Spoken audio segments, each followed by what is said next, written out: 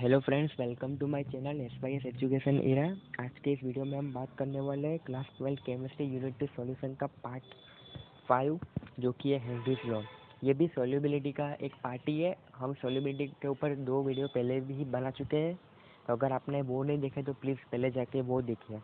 हम आज का ये बहुत इंपॉर्टेंट सेशन होने वाला है, क्योंकि ये आपके बोर्ड एग्जाम में थियरी में आने वाला इम्पोर्टेंट टॉपिक है, और शायद बीएसक्यू और एमसीक्यू में भी इसके एप्लीकेटिव सम और न्यूमेरिकल पूछे जाते हैं। तो चालू करते हैं। Henry was the first to give a quantitative relation between pressure and solubility of a gas in a solvent, which is known as Henry's law. मतलब हेनरी हेनरी पहला था जिसने ये रिलेशन फाइंड किया, तो उसके नाम से पड़ गया कि Henry's law.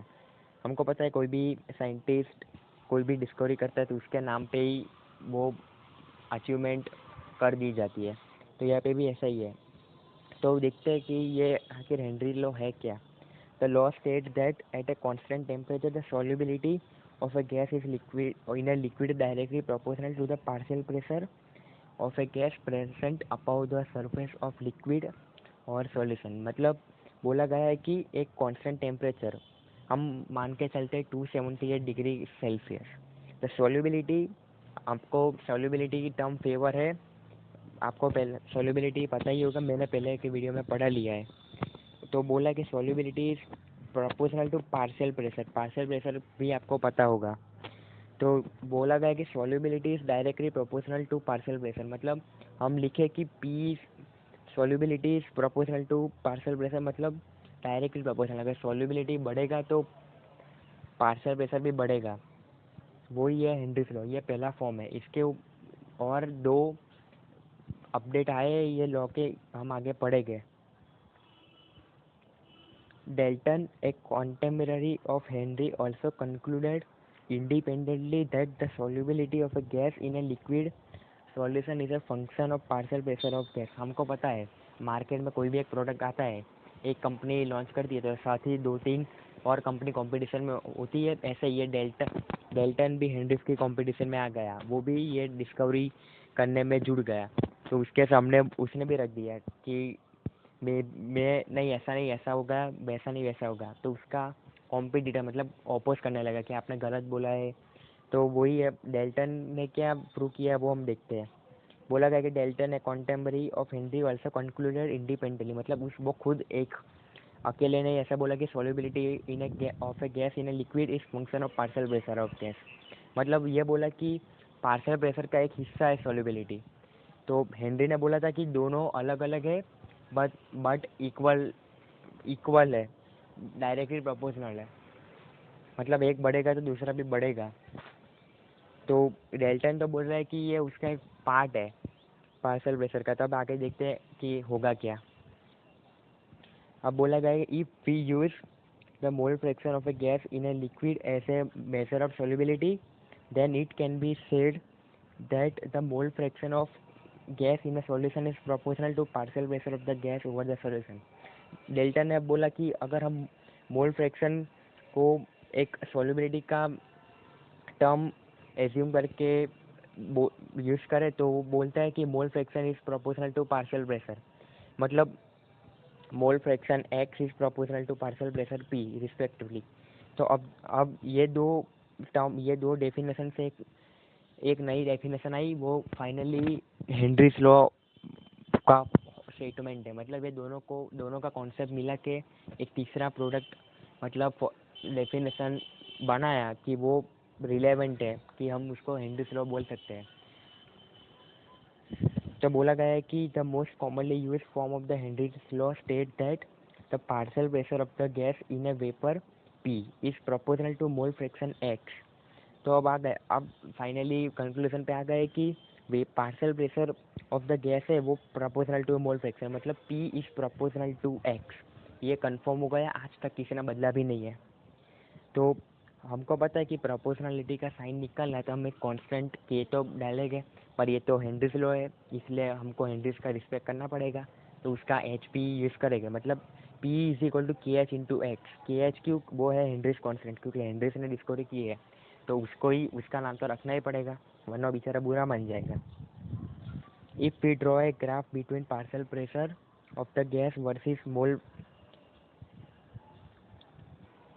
if we draw a graph between partial pressure of the gas versus mole fraction of the solution of the gas in solution, then we should get a plot as shown in figure.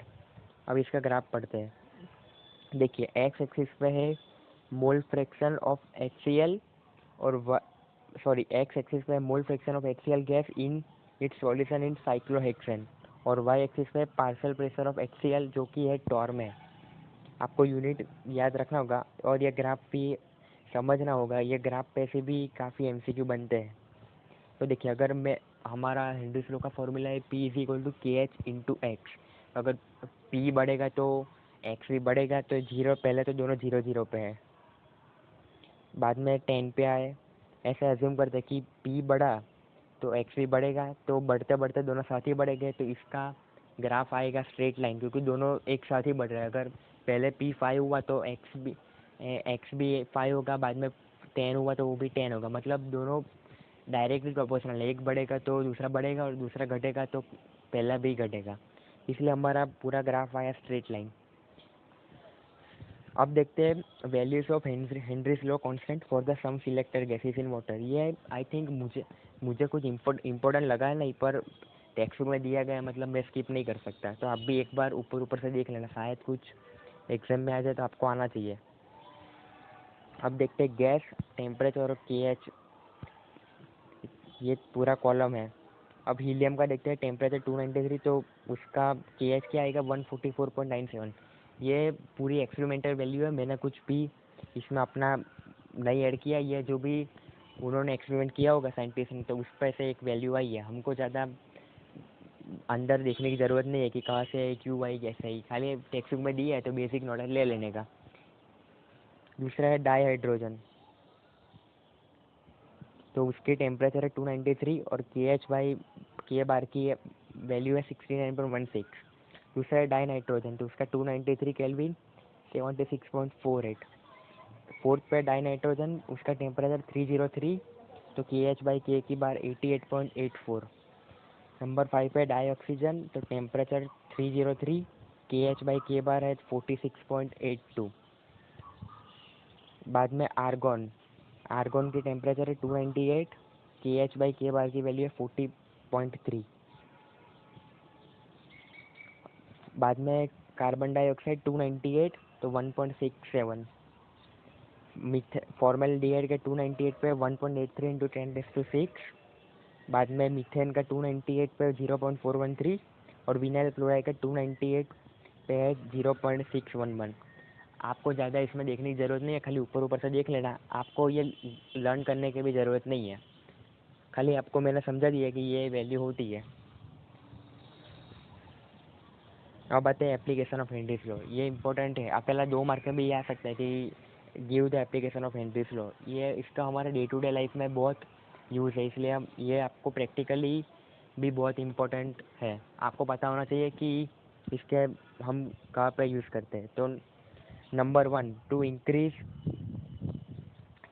The solubility of CO2 in a soft drink and soda water, the bottle is seal under high pressure. ये I think सबको पता होगा कि हम जो भी Pepsi cocoa Cola की bottle लाते हैं तो उसके ऊपर कैप लगा होता है. तो ये कैप यही एप्लीकेशन से फिट किया जाता है कंपनी में. हम जब भी ओपन करते हैं तब गैस बाहर आता है ना, जो वो फिन बॉटल के बाहर, ये वही एप्लीकेशन है.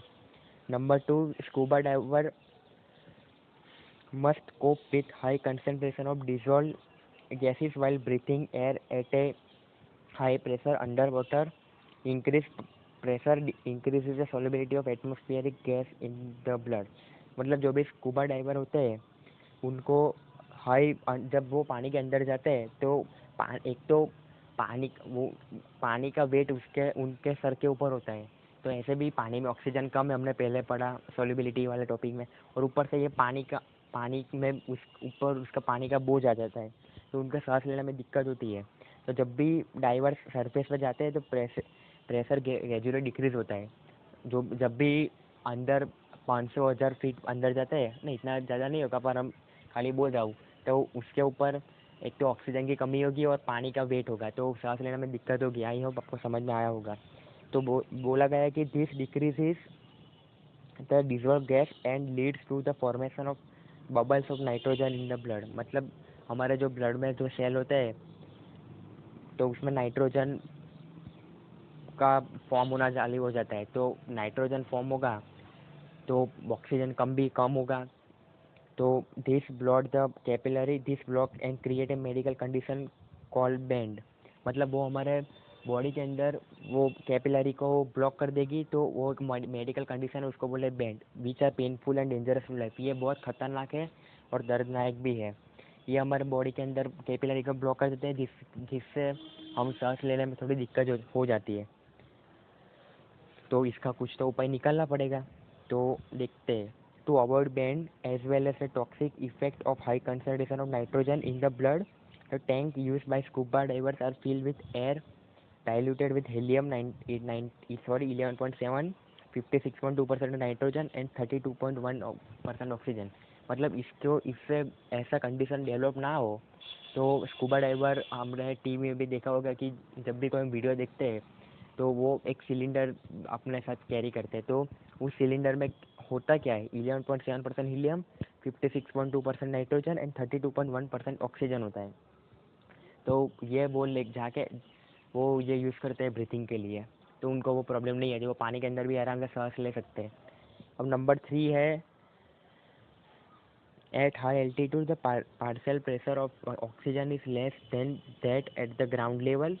This leads to low concentration of oxygen in the blood and tissue of people living at high. ये तो हमने पहले के सेकंड एप्लीकेशन में देखा कि पानी के अंदर। अब आते हैं ज़मीन के ऊपर, जो पर्वत पे हाई एल्टीट्यूड पे जो क्लाइंबिंग करते हैं उनकी बात आई है।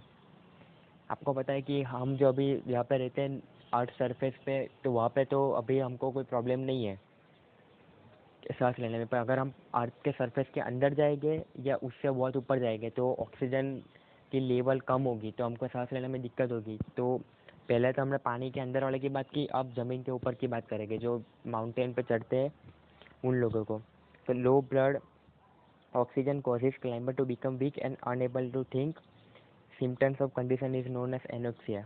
मतलब ये हाई एल्टीट्यूड पे भी प्रॉब्लम होता है कि कंसनट्रेशन ऑफ ऑक्सीजन बहुत कम होता है, तो हमारे ब्लड के अंदर जो टिश्यू है वो भी वीक हो जाते हैं और क्लाइंबर अनएबल टू थिंक, मतलब ये उनका दिमाग काम करना बंद हो जाता है।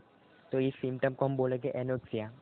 तो ये भी एक हेनरी फ्लो का एक एप्लीकेशन है। अगर आपको कोई भी डाउट हो तो प्लीज़ कमेंट करके ज़रूर बताएं और आप हमारे व्हाट्सएप ग्रुप पे ज्वाइन हो जाएं। और अगर आप चैनल पर नए हो तो प्लीज़ सब्सक्राइब करना मत भूलिए। Thanks for watching.